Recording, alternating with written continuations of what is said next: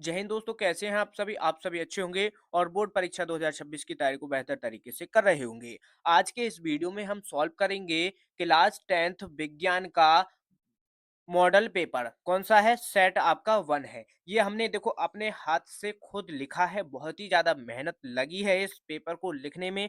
और यहाँ पर जो क्वेश्चन लिए हैं, ये आपके क्वेश्चन बहुत ही ज्यादा इम्पोर्टेंट हैं। ठीक है, ऐसा नहीं है ये कोई हमने वैसे ही यहाँ पर लिख दिए हो। ये बहुत ही ज्यादा छाट छाट करके क्वेश्चन को यहाँ पर इस पेपर में रखा गया है कि जो आपके बोर्ड एग्जाम में यही से क्वेश्चन सीधा छपे। ठीक है, और ये जो हमने एक पेपर हैकर बैच को स्टार्ट किया है, ठीक है, तो इस पेपर हैकर बैच में ये सभी वीडियो आपको मिलेंगी और प्लेलिस्ट भी बना दिया है। प्लेलिस्ट आपको डिस्क्रिप्शन में मिल जाएगा। ठीक, तो वहां से सभी वीडियो को देखते रहना है और इस वीडियो को अपने सभी दोस्तों के पास जरूर शेयर कर देना, क्योंकि देखो अभी तो इस पेपर हैकर बैच का ये वीडियो नंबर 1 है। ठीक है, और कौन सा सब्जेक्ट का हम पेपर सॉल्व करा रहे हैं, विज्ञान का। ठीक है, साइंस का। और यहाँ पर जो पेपर बनाया है बिल्कुल डिक्टो इसी तरीके से बनाया गया है, जो आपके बोर्ड एग्जाम के अकॉर्डिंग, जैसे बोर्ड एग्जाम में पूछा जाएगा इसी तरीके से यहाँ पर ये बनाया गया है। और यहीं से आपके क्वेश्चन आने वाले हैं और 5 हम मॉडल पेपर आपको सॉल्व करवाएंगे। पहला सेट है, तो चलिए स्टार्ट करते हैं। देखो किस तरीके से मिलेगा। खंड ए में आपको मिलेगा बहुविकल्पीय प्रश्न। उपभाग 1 होगा और भौतिक विज्ञान यानी फिजिक्स के क्वेश्चन होंगे। ठीक, तो चलिए शुरू करते हैं। क्वेश्चन नंबर 1 क्या है। निम्नलिखित में से किस दर्पण के द्वारा आपका प्रतिबिंब सदैव सीधा प्रतीत होता है। ऑप्शन ए है अवतल दर्पण, ऑप्शन बी है उत्तल दर्पण और ऑप्शन सी है समतल दर्पण। और ऑप्शन डी क्या है आपका, बी और सी यानी उत्तल दर्पण और समतल दर्पण से सदैव जो है आपका प्रतिबिंब कैसा प्रतीत होता है, सीधा प्रतीत होता है। तो इसमें जो सही उत्तर है, इसका सही उत्तर हो जाएगा, इसमें जो सही उत्तर हो जाएगा ऑप्शन डी इसका सही उत्तर है। क्या, बी और सी, उत्तल दर्पण और समतल दर्पण में आपका जो प्रतिबिंब है सदैव सीधा दिखाई देगा। ठीक है, ये हो गया। अब नेक्स्ट क्वेश्चन देखो, क्वेश्चन नंबर 2 बोर्ड एग्जाम के अकॉर्डिंग ही यहाँ पर ये सेट किए गए हैं। बस इस वीडियो को लाइक जरूर कर देना और अपने दोस्तों के पास शेयर कर देना। क्वेश्चन नंबर 2 है कि एक उत्तल लेंस की फोकस दूरी तथा यहाँ पर क्या है, एक उत्तल लेंस के फोकस तथा प्रकाशिक केंद्र के बीच एक पतली सीधी छड़ स्थित है। तो छड़ का प्रतिबिंब है, यानी देखो उत्तल लेंस है। ठीक है, उत्तल लेंस पर देखो आपको क्या आपको पता होगा, यहाँ पर देखो चारों ऑप्शन दिए हैं कि आभासी सीधा और छोटा होगा, आभासी सीधा या बड़ा होगा, वास्तविक उल्टा बड़ा, वास्तविक उल्टा छोटा। तो इसमें जो सही उत्तर होगा, इसका राइट आंसर है क्वेश्चन नंबर 2 का ऑप्शन बी, आभासी सीधा और वह बड़ा। ठीक है, आभासी होगा, सीधा होगा और बड़ा होगा। ठीक, याद रखना। नेक्स्ट क्वेश्चन नंबर 3, क्या एक वैद्युत परिपथ में बहने वाली धारा की इकाई है। अब यहाँ पर देखो ये क्वेश्चन कई तरीके से भी आपको पूछा जा सकता है। कैसे पूछा जा सकता है कि विद्युत धारा का मात्रक बताइए। ठीक है, विद्युत धारा की इकाई क्या होती है, इस तरीके से नहीं पूछेगा। ठीक, किस तरीके से भी पूछ सकता है। यहाँ पर देखो 2 से 3 तरीके से पूछा जा सकता है और आपको ध्यान से पढ़ना है क्वेश्चन में क्या पूछ रहा है। कि यहाँ पर देखो विद्युत धारा की इकाई, विद्युत धारा की इकाई क्या होता है, इकाई होती है एम्पियर। क्या होती है, एम्पियर। तो सही उत्तर ऑप्शन बी इसका सही उत्तर हो जाएगा। ना तो देखो इसमें कूलाम होगा और ना ही जूल होगा और ना ही वाट होगा। ठीक, नेक्स्ट क्वेश्चन, क्वेश्चन नंबर 4 क्या है। क्वेश्चन नंबर 4 में क्या कहा है कि कांच का अपवर्तनांक 1.5 है। वायु में प्रकाश की चाल 3 गुणा 10 की पावर 8 मीटर पर सेकंड है। कांच में प्रकाश की चाल होगी। ठीक है, तो हमको यहाँ पर कांच में प्रकाश की चाल निकालनी है और ये क्या है आपका न्यूमेरिकल है। तो यहाँ पर इसको सॉल्व कर लेते हैं, कैसे कांच में प्रकाश की चाल निकालेंगे। ठीक है, तो देखो इसको कैसे सॉल्व करेंगे, ध्यान देना। देखो कांच का अपवर्तनांक क्या है, 1.5। तो कांच का जो अपवर्तनांक है हम इसको किससे लिखेंगे, n का मान दिया है। यहाँ पर n का मान क्या दिया है, 1.5। और यहाँ पर वायु में प्रकाश की चाल यानी c जो है आपका, c बराबर क्या दिया है, 3 × 10 की पावर 8 मीटर पर सेकंड, ये दिया है। अब इतना देखो, अब हमको निकालना है कांच में प्रकाश की चाल। तो कांच में प्रकाश की चाल के लिए जो फॉर्मूला होता है वो आपको भाई याद होना चाहिए, तभी इसको सॉल्व करवाओगे। तो यहाँ पर सूत्र जो होगा इसका, जो इसका फॉर्मूला है, फॉर्मूला होता है इसका v बराबर c अपॉन एन, v बराबर c अपॉन एन मान रख लो। तो c का मान है 3 × 10⁸ बटे में यहाँ पर क्या है 1.5, इससे काट देंगे यानी पॉइंट से पॉइंट हट कट जाएगा, यहाँ पर जीरो आ जाएगा तो 15 दूनी 30। तो ये हो जाएगा आपका 2 × 10⁸ तो 2 × 10⁸ मीटर पर सेकंड इसका आंसर हो जाएगा। तो इसमें 2 × 10⁸ मीटर पर सेकंड कौन सा सही उत्तर हो जाएगा? ऑप्शन बी इसका सही उत्तर हो जाएगा। समझ गए? इस तरीके से सॉल्व करना है। ठीक है? अब यहाँ पर नेक्स्ट क्वेश्चन पर चलते हैं। अब आगे नेक्स्ट क्वेश्चन है, तो चलिए देखो नेक्स्ट क्वेश्चन है अब आपका क्वेश्चन नंबर 5। क्या है? विद्युत धारा उत्पन्न करने की युक्ति को कहते हैं जनित्र, गैल्वोमीटर, एमीटर या मोटर। तो विद्युत धारा उत्पन्न करने की जो युक्ति होती है वो होती है जनित्र। ठीक है? देसी भाषा में बोले हम, देहाती भाषा में क्या? जनरेटर। ठीक है? जनरेटर भी तो होता है, वही होता है ये जनित्र। ये हो गया। अब नेक्स्ट क्वेश्चन, क्वेश्चन नंबर 6 देखो। क्वेश्चन नंबर 6 क्या है? सामान्य नेत्र के लिए स्पष्ट दृष्टि का प्रकाश होता है। ऑप्शन ए 25 सेंटीमीटर से 100 मीटर तक, 25 सेंटीमीटर से अनंत तक और 50 सेंटीमीटर से 2 किलोमीटर तक, या फिर ऑप्शन डी है आपका 25 सेंटीमीटर से 10 मीटर तक। तो इसमें जो सही उत्तर होता है मानव नेत्र के लिए, जो आपकी दूरी होती है वो कम से कम 25 सेंटीमीटर और अनंत। ठीक है? ज्यादा से ज्यादा क्या हो जाएगी? अनंत। तो इसमें जो सही उत्तर हो जाएगा आपका ऑप्शन बी इसका सही उत्तर हो जाएगा। Next question, question number 7। क्या है? मानव नेत्र जिस भाग पर किसी वस्तु का प्रतिबिंब बनाते हैं वह है कॉर्निया, परितारिका, पुतली या दृष्टिपटल। तो इसमें जो सही उत्तर होगा, इसका सही उत्तर हो जाएगा दृष्टिपटल। दृष्टिपटल पर मानव नेत्र वस्तु का प्रतिबिंब बनाते हैं। ठीक है? याद रहेगा। अब यहाँ पर देखो, जो अब आपके ये क्वेश्चन नंबर 7 जो है, ये अब आपके फिजिक्स के क्वेश्चन थे। अब स्टार्ट होते हैं क्वेश्चन नंबर आपका हो जाएगा 8 स्टार्ट, और उपभाग होगा रसायन विज्ञान। उपभाग होगा 2 रसायन विज्ञान, यानी केमिस्ट्री के क्वेश्चन स्टार्ट हो जाते हैं।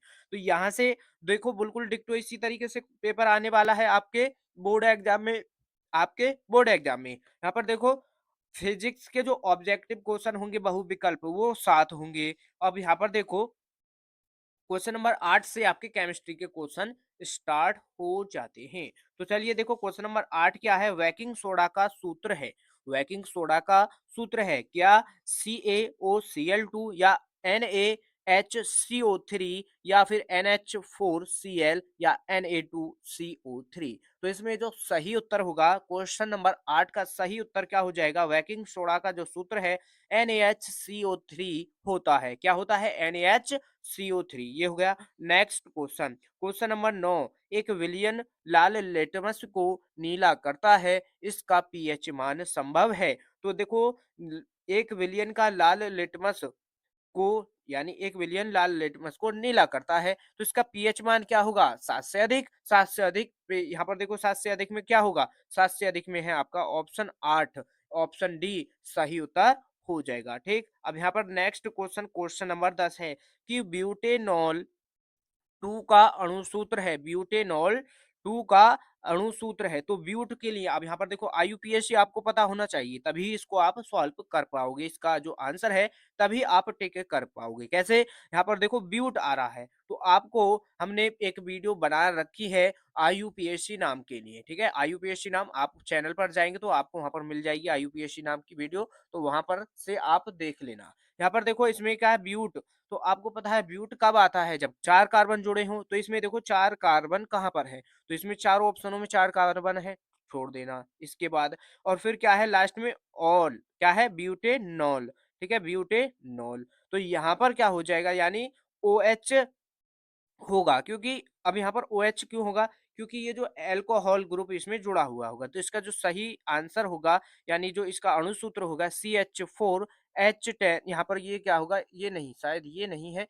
इसमें इसका जो सही आंसर है, इसका जो सही आंसर है ये नहीं होगा, इसका होगा ये, क्योंकि CH4H10O। तो CH4H10O ये क्या हो जाएगा? इसका ब्यूटेनॉल का सही उत्तर ये नहीं होगा। तो ये जो है इसका सही उत्तर। ठीक? समझ गए?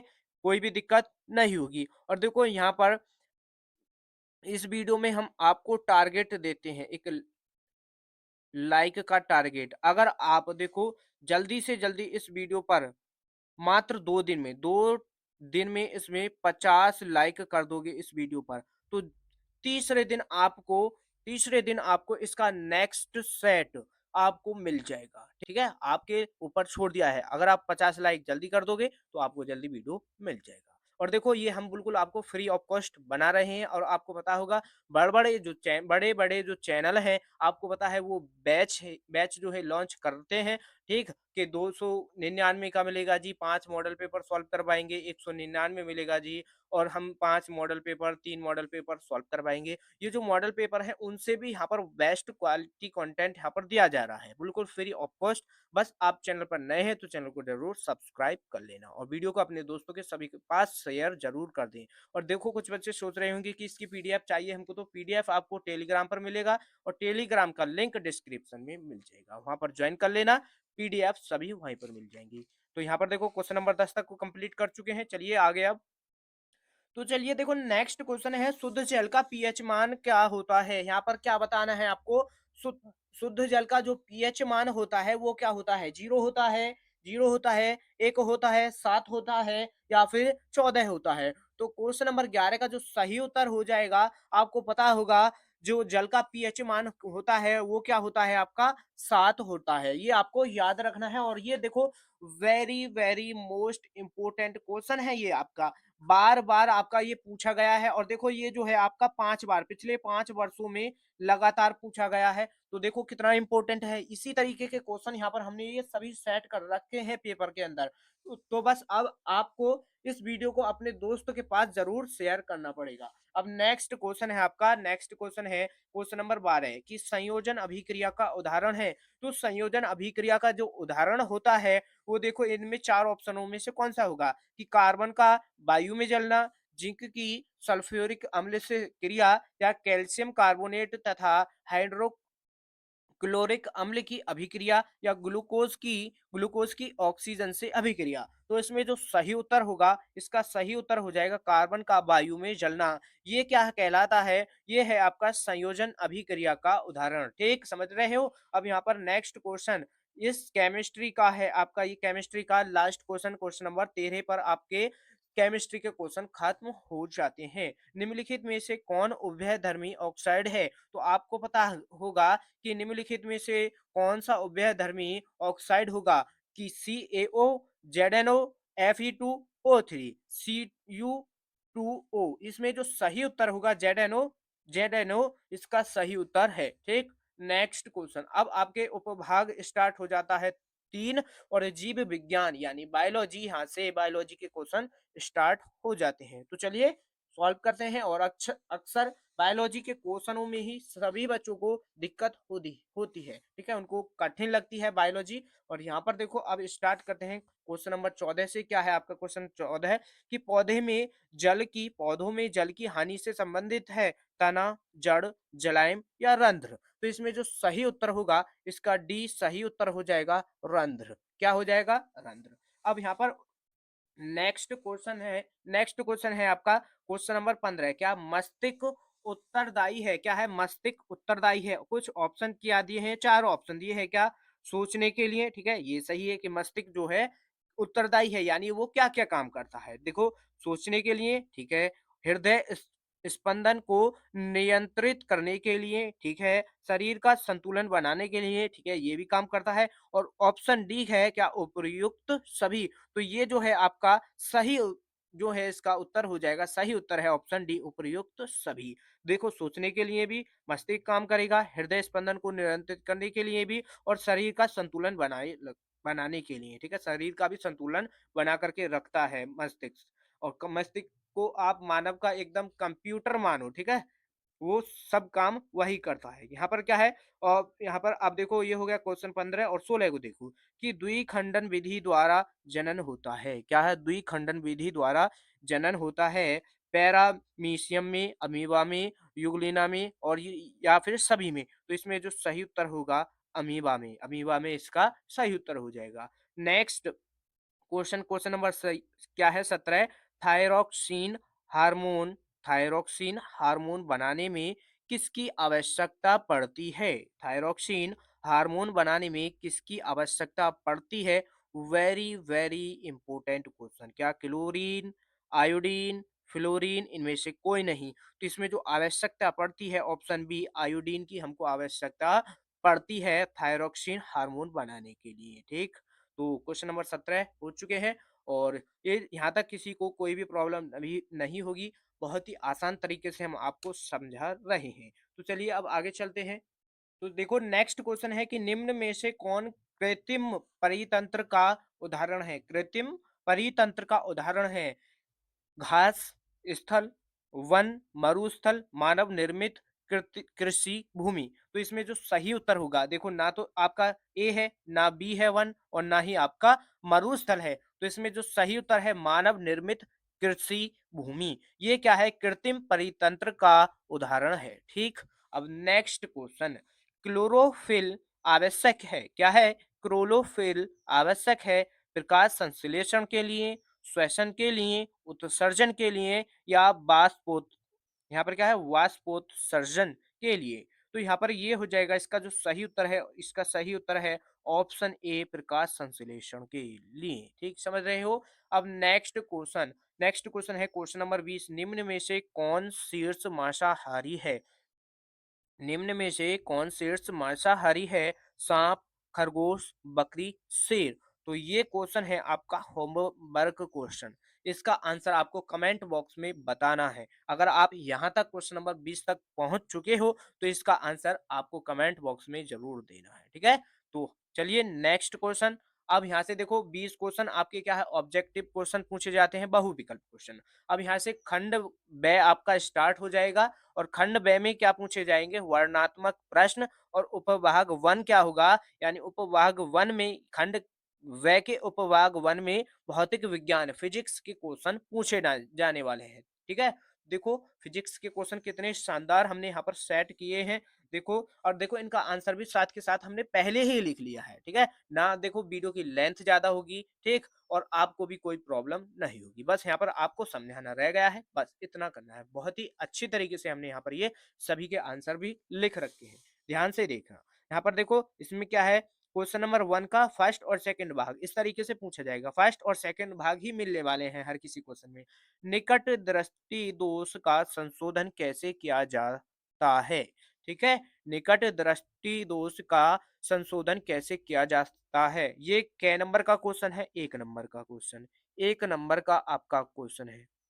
बस क्या है यहाँ पर देखो एक आपको क्या याद रखना है कि अवतल लेंस द्वारा किया जाता है, यानी निकट दृष्टि दोष का जो संशोधन किया जाता है उसमें अवतल लेंस का उपयोग किया जाता है। या फिर आपको देखो ये ना मिल कर के यहाँ पर मिल सकता है दूरदृष्टि दोष का संशोधन कैसे किया जाता है। तो फिर क्या लिखना है आपको? उत्तल लेंस का उपयोग किया जाता है। समझ गए? अब यहाँ पर इस तरीके से करेंगे। नेक्स्ट क्वेश्चन है कि किसी लेंस की क्षमता -2 डायोप्टर है, लेंस की फोकस दूरी तथा प्रकृति क्या है? ठीक है, लेंस की फोकस दूरी और प्रकृति क्या है? तो यहाँ पर लेंस का सूत्र लगाना पड़ेगा और यहाँ पर ये क्या है? आपका न्यूमेरिकल है। क्या है? न्यूमेरिकल है। और देखो very very most important question है आपका बोर्ड एग्जाम 2026 के लिए, ऐसे ही नहीं है, ठीक है?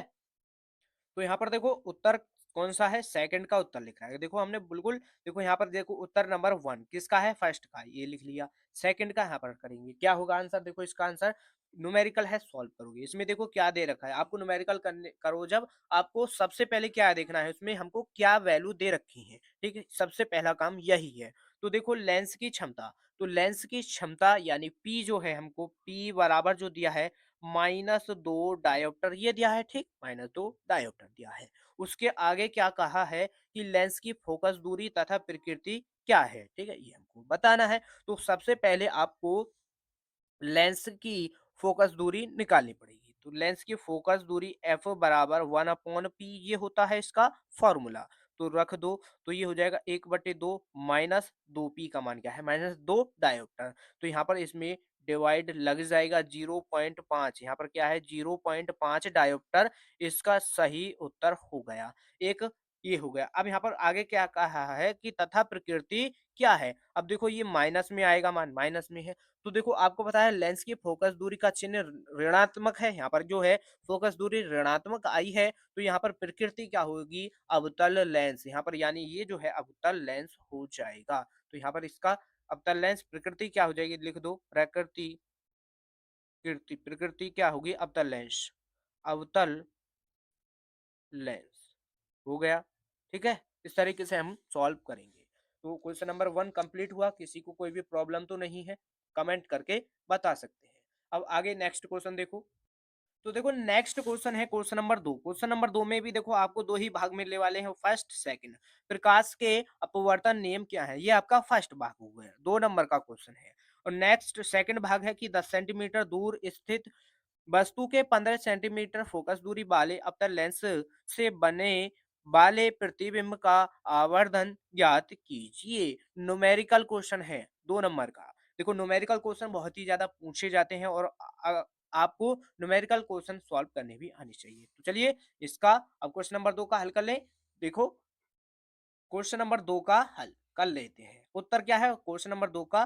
फर्स्ट भाग अपवर्तन नियम क्या है? अपवर्तन के नियम लिखे हैं दो। आपको पता है अपवर्तन हो या परावर्तन, दोनों के दो नियम होते हैं। तो आपको पता है अपवर्तन का फर्स्ट नियम क्या कहता है कि आपतित किरण और अपवर्तित किरण तथा आपतन बिंदु पर अभिलंब तीनों एक ही तल में होते हैं। ठीक है, ये आपका फर्स्ट नियम हो गया।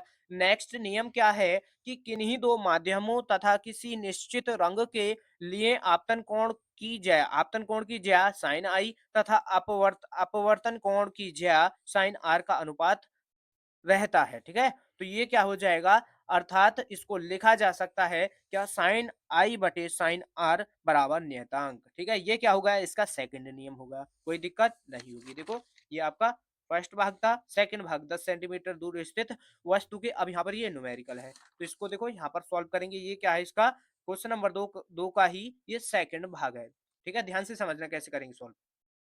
तो देखो यहाँ पर 10 सेंटीमीटर दूर स्थित वस्तु के 15 सेंटीमीटर फोकस दूरी वाले अवतल लेंस से बनने वाले प्रतिबिंब का आवर्धन। तो यहाँ पर देखो इसमें हमको क्या दिया है, सबसे पहले ये आपको मालूम होना चाहिए। तो यहाँ पर जो है ये 15 सेंटीमीटर फोकस दूरी दी गई है, यानी यहाँ पर जो है एफ का मान ये हो गया। अब यहाँ पर देखो अवतल लेंस का यूज किया गया है, तो अवतल लेंस का यूज किया है तो यहाँ पर जो है ये माइनस क्या आ जाएंगे, और 25 सेंटीमीटर दूरी है, यानी u का मान हमको ये दिया है। ठीक है, मान मिल चुके हैं, अब सॉल्व कर लेते हैं।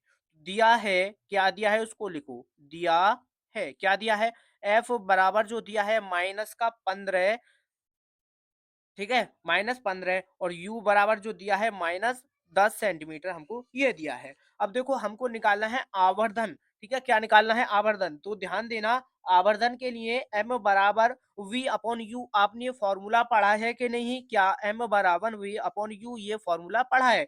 तो आपको पता है हमारे पास f की वैल्यू है और u की वैल्यू है ना। तो देखो हम m तो निकालना है तो b की वैल्यू चाहिए। ठीक है, तो b की वैल्यू लेंस के सूत्र से निकाल लेंगे। तो लिखो लेंस सूत्र, लेंस सूत्र। बस बहुत ही ध्यान से समझना है कैसे करेंगे सॉल्व।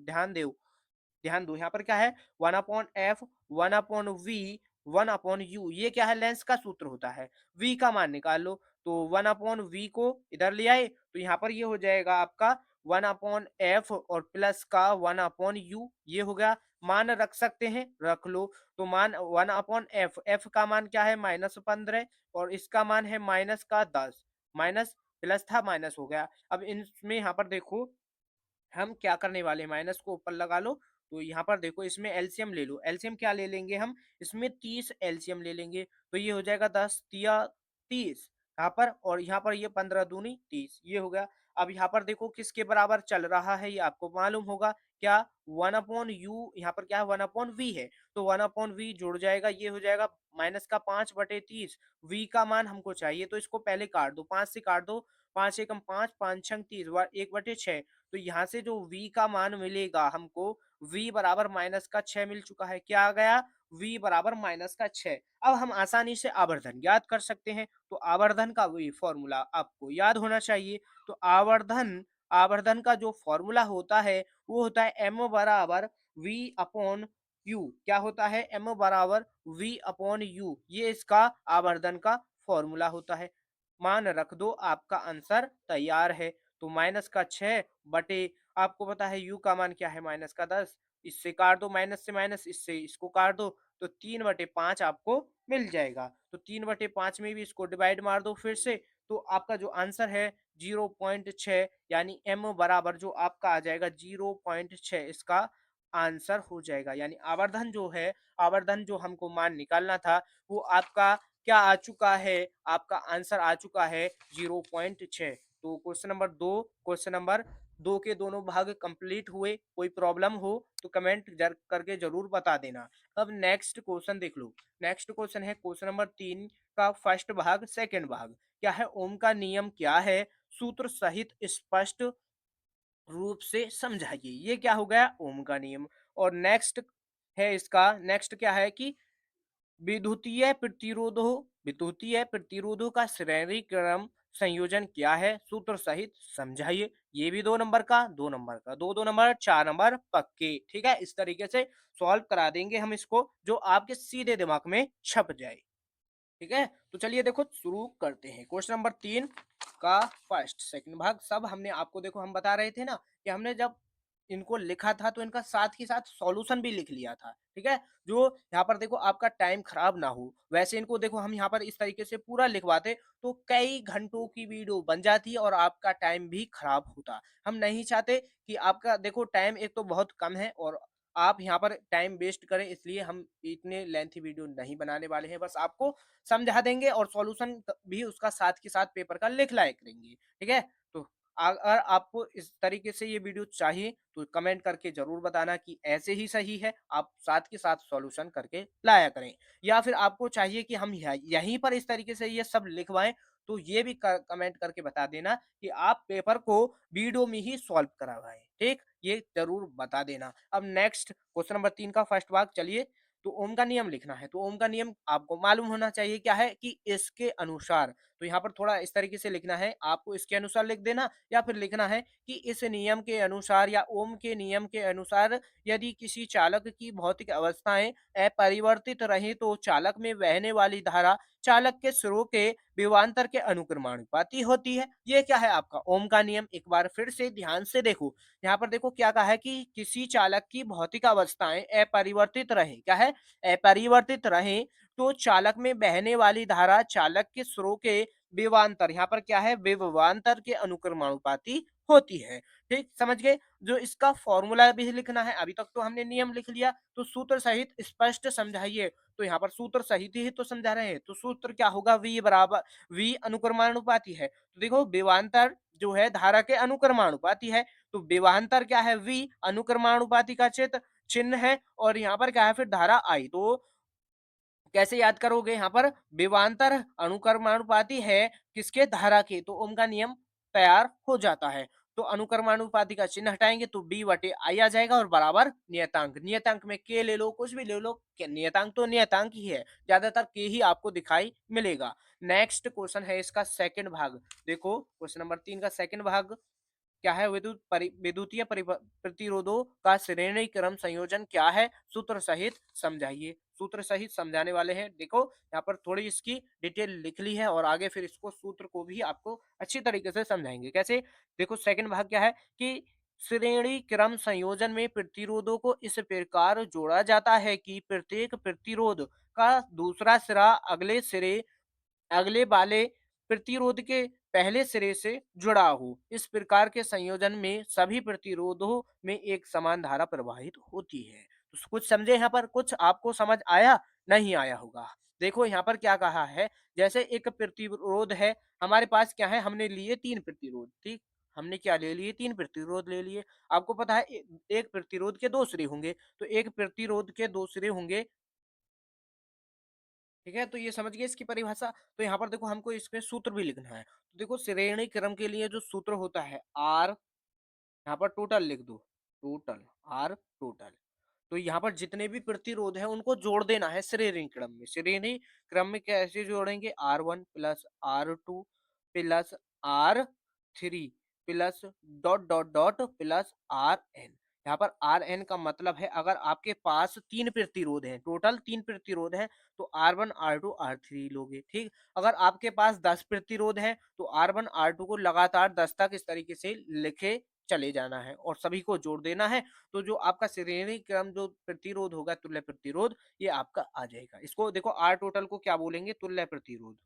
तुल्य प्रतिरोध। अगर आपसे कहे कि श्रेणी क्रम में 3 प्रतिरोध जोड़े गए हैं, उनका कुछ मान दिया है और आपसे कहे कि उसका तुल्य प्रतिरोध निकालिए, तुल्य प्रतिरोध के लिए कहे तो ये करके जोड़ देना है। R1, R2 तीनों को जोड़ दोगे तो तुल्य प्रतिरोध तैयार। ठीक, इस तरीके से करना है। अब यहाँ पर क्वेश्चन नंबर 3 कंप्लीट हुआ। क्वेश्चन नंबर 4 देखो। क्वेश्चन नंबर 4 में क्या कहा है कि क्वेश्चन नंबर 4 का फर्स्ट, सेकंड, थर्ड भाग, 3 भाग दिए हैं। क्या है कि 20, 24 और 30 ओम प्रतिरोध वाले 3 तार, ठीक है, 3 तार हैं और श्रेणी क्रम और समांतर क्रम में जुड़े हैं। प्रत्येक का तुल्य प्रतिरोध ज्ञात कीजिए। अब यहाँ पर देखो ये फॉर्मूला तो यही बन गया, हमने बताया था श्रेणी क्रम, और श्रेणी क्रम के लिए ये फॉर्मूला हमने लिखा दिया है। ठीक है, ये लिखवाया है तो एक तो फॉर्मूला ये लग जाएगा, और समांतर क्रम होगा तो उसमें 1 अपॉन होता है, क्या 1/R1, 1/R2, 1/R3, 1/R5 dot dot अनंत, यानी इन्फिनिट, इसमें आर एन तक, यानी जितने भी आपके आर हैं इतना ही लिख देंगे। तो चलिए सॉल्व करें। तो चलिए देखो इसमें देखो हमको जो दिया है वो लिख लो, फर्स्ट भाग है इसका। आप बस यहाँ पर ध्यान से देखना कैसे करेंगे इसमें। अभी फॉर्मूला तो वही लग जाएगा आपका, तुल्य प्रतिरोध श्रेणी क्रम वाला। तो देखो फर्स्ट भाग है आपका, फर्स्ट में भी जो दिया है उसको लिख लो, दिया है, दिया है, ठीक है। क्या दिया है हमारे पास? 20, 24, 30, ये क्या है? ओम प्रतिरोध, यानी R1, इसको देखो R1 ले लो। एक R1 है क्या? 24 ओम। और R2 है आपका, R2 24, और एक हो गया 20 भी है। इसको देखो, इसको यहाँ पर देखो, इसको R2 ले लो क्योंकि आगे पीछे लिख चुके हैं ये। बी R1, R2, और मान तो एक ही आएगा, किस तरीके से भी लिख लो। तो ये हो गया, और R3 ये ओम है, और यहाँ पर 30 ओम ये हो गया। बस ध्यान दिए। अब यहाँ पर फर्स्ट भाग है, इसमें क्या? श्रेणी क्रम। क्या है? श्रेणी क्रम, ठीक है। श्रेणी क्रम में हमको क्या निकालना है? तुल्य प्रतिरोध, तुल्य प्रतिरोध निकालना है, ठीक है जी। तुल्य प्रतिरोध, तो यहाँ पर देखो फॉर्मूला क्या हो जाएगा? R total, R total R1 plus R2 plus R3, 3 प्रतिरोध है, सभी को जोड़ दो। 20 प्लस 24 प्लस 30, ठीक है, जोड़ के कितना आ जाएगा? 20, 20 देखो 40, 40 और 30, 70 और 4 74, 74 क्या आ जाएगा? ओम, 74 ओम इसका आंसर, यानी जो तुल्य प्रतिरोध हो जाएगा आर टोटल, क्या हो जाएगा हमारा? श्रेणी क्रम में तुल्य प्रतिरोध क्या आ गया? 74 ओम। नेक्स्ट सेकंड भाग देख लो इसका। क्या है? समांतर क्रम में जुड़े हुए हैं। तो समांतर, समांतर क्रम में, ठीक है। तो समांतर क्रम के लिए फॉर्मूला क्या होगा तुल्य प्रतिरोध का? तुल्य प्रतिरोध, प्रतिरोध, तो फॉर्मूला देखो क्या होगा यहाँ पर। ये होता है 1/R, 1/R टोटल, यहाँ पर टोटल लिख दो जिससे आपको पता रहे। अब यहाँ पर ये हो जाएगा R1। अब जितने भी R, यानी जो आपके प्रतिरोध हैं, इतने लिख लेने हैं। जैसे हमारे पास 3 प्रतिरोध हैं, हम 3 तक ही लिखने वाले हैं। मान रख लो, तो देखो R1 का मान रखोगे 20 प्लस, इसका मान रखोगे क्या आ जाएगा?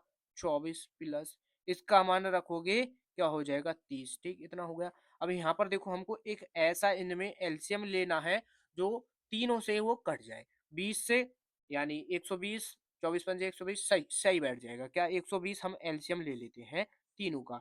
तो ये 120 कब बैठेगा? 12 पंजे 20 पंजे 100, 20 छिक्का 120, 6 गया। 24 पंजे 120, और 3 चक 12, तो यानी 4 बार यहाँ पर ये कट चुका आ जाएगा। तो यहाँ पर देखो सभी को जोड़ दो, 6 4 10 और 15, 15 बटे 120, 15 से इसको काट देंगे 120, कितनी बार कटेगा? 15 अट्ठे 120, तो ये हो गया। तो यहाँ से R 1/R total, R total, ठीक, आर टोटल जो है कितना मिला हमको? 1/8। लेकिन 1/R है, हमको चाहिए केवल आर टोटल। आर टी लिख देते हैं, काम चल जाएगा, ठीक है, समझ लेना बस। आर टी, तो ये आपका जो क्रॉस मल्टीप्लाई की और हमको मिल गया 8, ठीक है, 8 आपको मिल गया। ये प्लस नहीं है, क्या है? Total, total.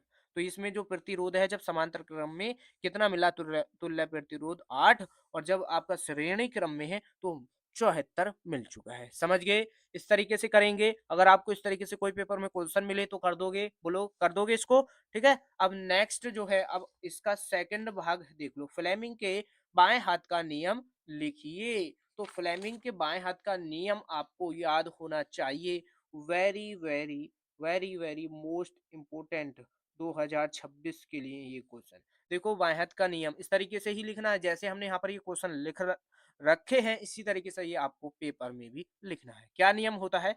तो यहाँ पर देखो, इस नियम के अनुसार, यानी फ्लेमिंग के बाएं हाथ के नियम के अनुसार, यदि हम अपने अपने बाएं हाथ का अंगूठा, ठीक है, जैसे यहाँ पर ये थ्योरी लिखी हुई है, इसी तरीके से आप देखें, ठीक। तो यहाँ पर क्या है, इस नियम के अनुसार हम अपने बाएं हाथ का अंगूठा अंगूठा तथा उसके पास वाली दोनों उंगलियों को इस प्रकार फैलाएं कि तीनों परस्पर लंबवत हों, तीनों परस्पर लंबवत हों।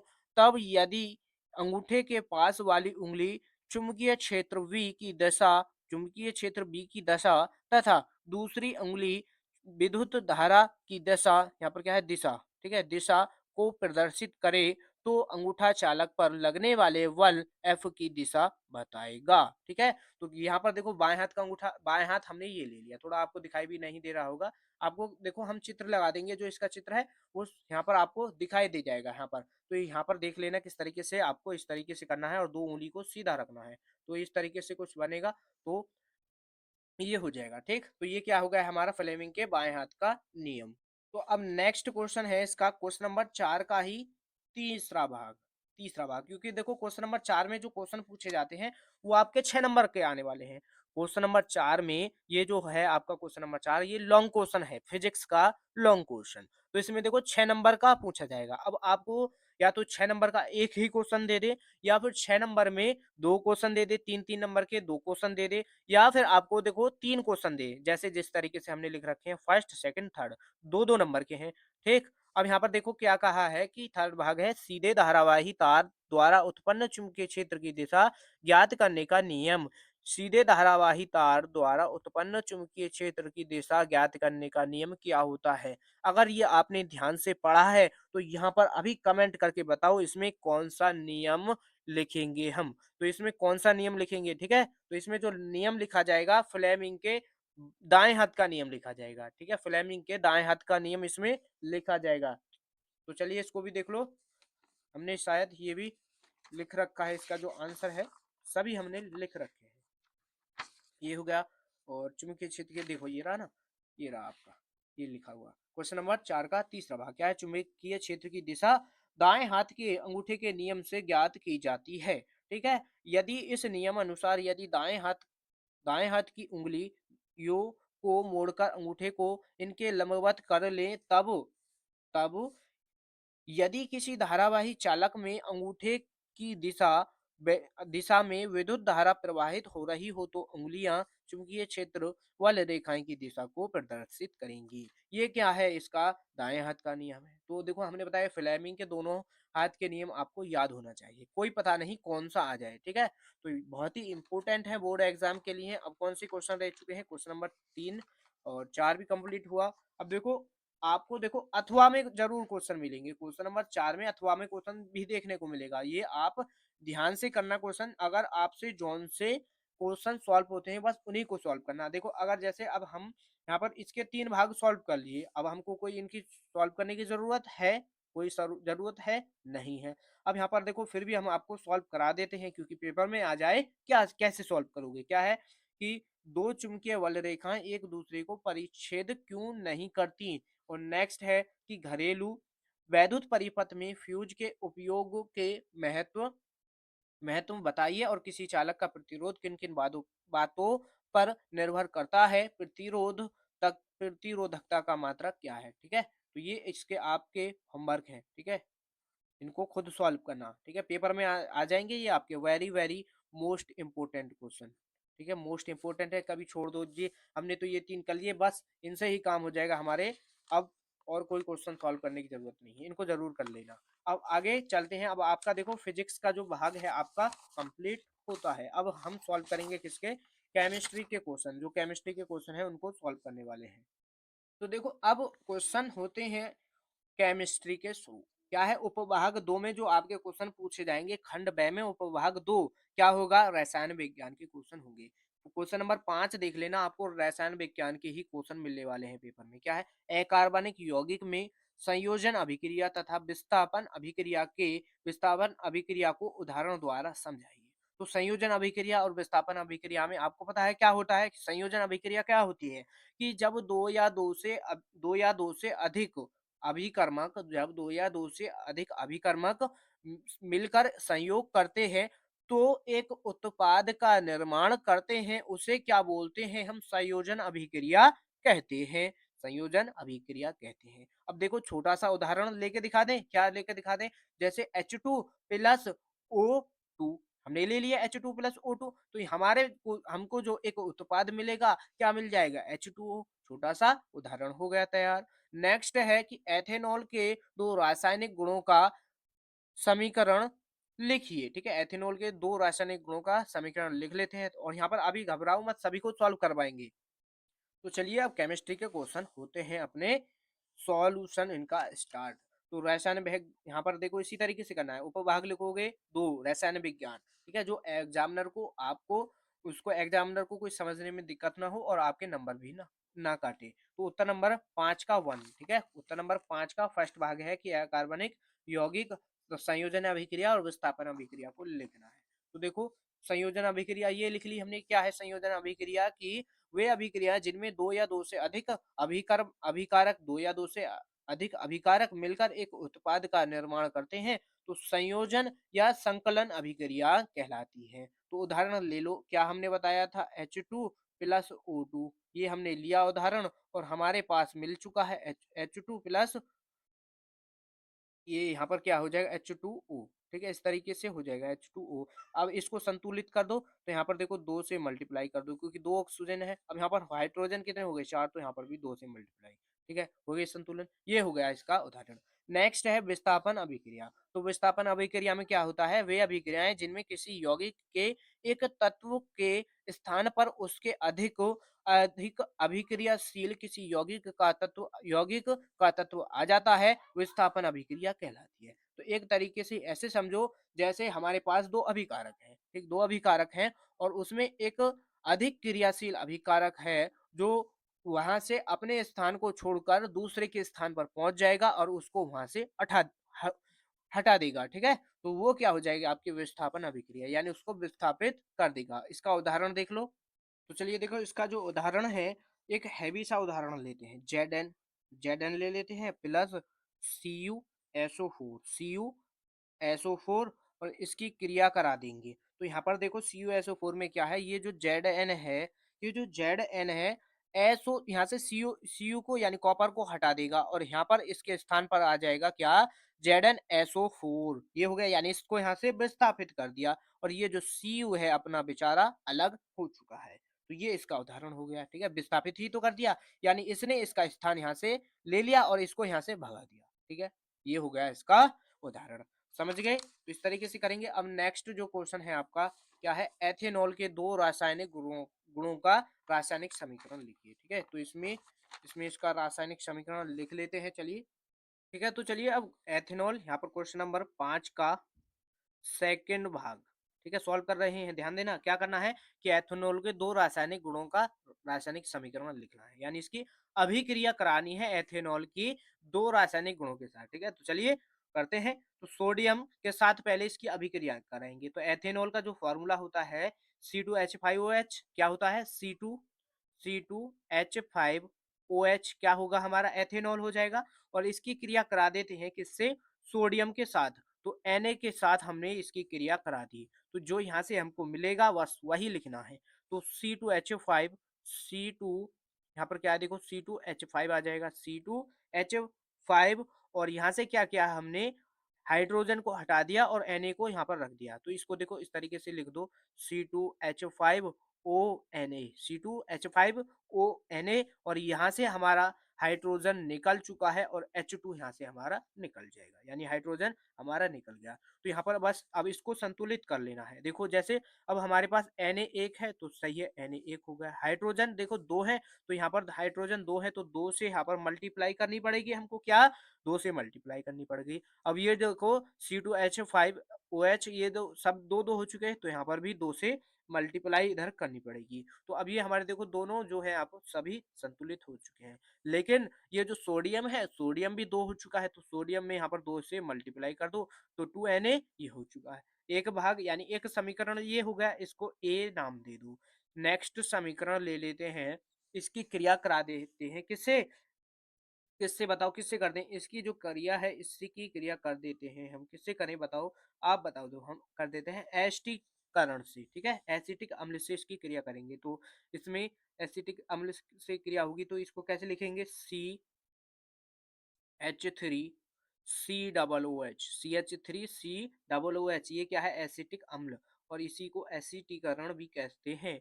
और यहाँ पर ये हो जाएगा CH3OH, ठीक, मेथिनॉल। और यहाँ पर फिर जो होगा और इसकी रिएक्शन हो जाएगी तो रिएक्शन होगी किसके, H2SO4 के साथ, इसकी उपस्थिति में हो जाएगी, H2SO4 की उपस्थिति में इसका जो यहाँ से फिर इसका रिएक्शन बनेगा, CH3 मिलेगा, C O O। अब ये जो यहाँ से क्या किया है हमने, हाइड्रोजन को यहाँ से हटाया और CH3 को यहाँ पर जोड़ दिया, CH3 जोड़ दिया। और इसके बाद फिर यहाँ से जो बचा उसको लिख दो। तो देखो H बचा, OH यहाँ से बचा और एक H, तो H कितने हो गए, 2, तो यहाँ पर ये हो जाएगा H2 और एक ऑक्सीजन है तो H2O हमको यहाँ पर मिल जाएगा, ठीक है। ये हो चुके हैं दो इसके रिएक्शन, समझ लो इसको। और इनका स्क्रीनशॉट करना है तो स्क्रीनशॉट कर लो। अब देखो नेक्स्ट क्वेश्चन है क्वेश्चन नंबर 6। क्वेश्चन नंबर 6 में क्या कहा है कि क्वेश्चन नंबर 6 का फर्स्ट भाग है कि निम्नलिखित का आईयूपीएसी नाम लिखिए। तो यहाँ पर देखो इनका आईयूपीएसी नाम लिखना है, ठीक है। ए और बी दो यहाँ पर क्वेश्चन है और आपको पता है आईयूपीएसी नाम पर आपके क्वेश्चन भर भर के पेपर में पूछे जाते हैं, ठीक। तो चलिए अब यहाँ पर देखो क्वेश्चन नंबर 6 का आईयूपीएसी नाम, इसमें फर्स्ट है देखो मैथिल जुड़ा हुआ है, CH3 है और C डबल बॉन्ड O है। तो यहाँ पर यानी ये किसका, कीटोन का ग्रुप हो चुका है, यानी कीटोन का बन चुका है। तो देखो आईयूपीएसी नामकरण कैसे करेंगे। अब यहाँ पर देखो दो कार्बन है तो क्या लगाओगे, क्या लगाते हैं आपको पता है, दो कार्बन के लिए लगाएंगे, एक कार्बन के लिए मैथ, दूसरे के लिए एथ, ठीक है। और यहाँ पर देखो OH लगा हुआ है तो ये जो हो जाएगा इसका जो ये जो डायरेक्ट फॉर्मूला होता है CH3CO, ठीक है, CH3COOH, ये क्या है, एक अम्ल बन चुका है, इसका जो नाम हो जाएगा एथेनोइक अम्ल। क्या हो जाएगा यहाँ पर, इसमें एथेनोइक अम्ल लिख दो यहाँ पर, एथेनोइक नोइक अम्ल, इसका जो आईयूपीएसी नाम होगा एथेनोइक अम्ल हो गया, ठीक। अब नेक्स्ट क्वेश्चन है इसका, नेक्स्ट क्वेश्चन भी तो देखो नेक्स्ट है कि HCHOH, तो यहाँ पर HCHOH यानी यहाँ पर देखो कार्बन क्या है हमारा एक, तो एक के लिए क्या लगाएंगे, मैथ। और यहाँ तक यहाँ पर देखो मैथ हो गया और कार्बन दो, ये कार्बन एक है और ये हो गया, इसका नाम क्या हो जाएगा, इसका नाम हो जाएगा मैथेनल, मैथेनल, मैथेनल इसका क्या हो जाएगा, आईयूपीएसी नाम हो गया।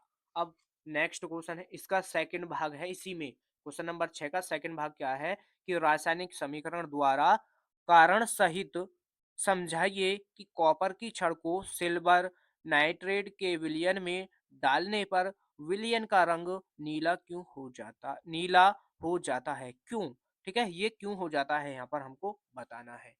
तो इसमें देखो इसका जो सॉल्यूशन है यानी इसका आंसर भी हमने लिख रखा है। जिसका आंसर देखो क्वेश्चन नंबर 6 का सेकंड भाग ये रहा, आपको दिखाई दे रहा है यहाँ पर देखो इसमें क्या लिख रहा है कि सक्रियता श्रेणी का प्रत्येक तत्व अपने तत्व से नीचे स्थित तत्वों को उसके विलयन से विस्थापित कर सकता है। सीयू, अब देखो श्रेणी में सीयू का स्थान एजी से ऊपर है, सीयू का स्थान एजी से जो है ऊपर है, तो अतः यह AgNO3 से निम्नलिखित क्रिया देगा, ठीक है। तो यहाँ पर देखो इसमें जो एक रिएक्शन होगा इसका क्या होगा रिएक्शन कि Cu यानी कॉपर प्लस इसकी क्या कर देंगे AgNO3 से इसकी क्रिया करा देंगे। तो यहाँ पर देखो कॉपर के दो आयन मिलेंगे यानी प्लस Cu डबल पॉजिटिव, ठीक है, इस तरीके से भी लिख देंगे 2 प्लस। अब यहाँ पर प्लस और NO3, यहाँ पर NO3 यहाँ से हमारा हट जाएगा और यहाँ पर ये इस पर क्या है माइनस का चिन्ह आ जाएगा, ठीक है।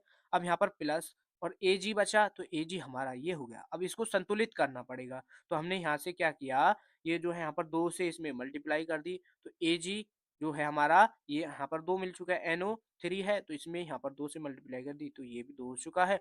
तो अब ये हमारा संतुलित हो गया। आगे जो इसमें क्या लिखा है कि ये जो है आपका नीला रंग क्यों होता है, कि इस प्रकार विलयन में cupric ion Cu double positive विद्यमान होने से विलयन का रंग नीला हो जाएगा। यानी ये जो है आपका Cu कॉपर डबल पॉजिटिव विद्यमान होने पर विलयन का रंग नीला हो जाएगा। समझ रहे हो, इस तरीके से होगा इसका, ठीक है। इसका स्क्रीनशॉट कर लो और आपको पीडीएफ तो मिल ही जाएगी, स्क्रीनशॉट करने की जरूरत ही क्या है। और जिन बच्चों ने अभी तक वीडियो को लाइक शेयर नहीं किया है तो उससे जरूर कर दें, और चैनल पर नए हैं तो चैनल को भी सब्सक्राइब कर लें। तो नेक्स्ट क्वेश्चन है आपका क्वेश्चन नंबर 7। क्वेश्चन नंबर 7 में देखो क्या है, इसका फर्स्ट भाग है कि निम्नलिखित अकार्बनिक यौगिकों के उपयोग लिखिए, और उपयोग किस किस के लिखने हैं, प्लास्टर ऑफ पेरिस, गुरेंजक चूर्ण और सोडियम बाइकार्बोनेट, इसके हमको लिखने हैं। तो चलिए इसमें देखो हमने सभी के उपयोग लिख लिए हैं कि जो है प्लास्टर ऑफ पेरिस किसके उपयोग में लिया जाता है। डॉक्टर जो है आपने देखा होगा, डॉक्टर टूटी हुई हड्डी पर क्या है प्लास्टर करता है, ठीक है। तो प्लास्टर जो होता है प्लास्टर ऑफ पेरिस यही होता है, ठीक है। इसमें इसका उपयोग करते हैं। अब नेक्स्ट है कि वरंजक चूर्ण, तो वरंजक चूर्ण से हम क्या करते हैं, चूर्ण से क्या करते हैं, अशुद्ध जल को शुद्ध करते हैं। अशुद्ध जल को शुद्ध करने में इसका उपयोग किया जाता है। सोडियम बाइकार्बोनेट, आग बुझाने वाले यंत्रों में इसका जो है उपयोग होता है। आग बुझाने वाले जो यंत्र होते हैं उसमें सोडियम बाइकार्बोनेट का उपयोग होता है। अभी तक ये आपको पता था कोई? अब आपको पता था कि ये जो डॉक्टर जो है टूटी हुई हड्डियों पर जो प्लास्टर करते हैं, प्लास्टर और पेरिस का उपयोग किया जाता है। ये पता था कि विरंजक चूर्ण से हम अशुद्ध जल को शुद्ध कर सकते हैं। और ये भी पता था क्या कि सोडियम बाइकार्बोनेट जो है आग बुझाने वाले यंत्रों में उपयोग किया जाता था, ये पता था। तो ये आपको उदाहरण याद रखने हैं, यानी ये जो है इसके उपयोग हो जाएंगे। अब क्वेश्चन नंबर 7 का सेकंड भाग देखो। सेकंड भाग क्या है, बहुत ही खतरनाक होता है, अक्सर इसको बच्चे छोड़ देते हैं। क्या क्या होता है जबकि केवल रासायनिक समीकरण लिखिए, क्या होता है जब, ठीक है।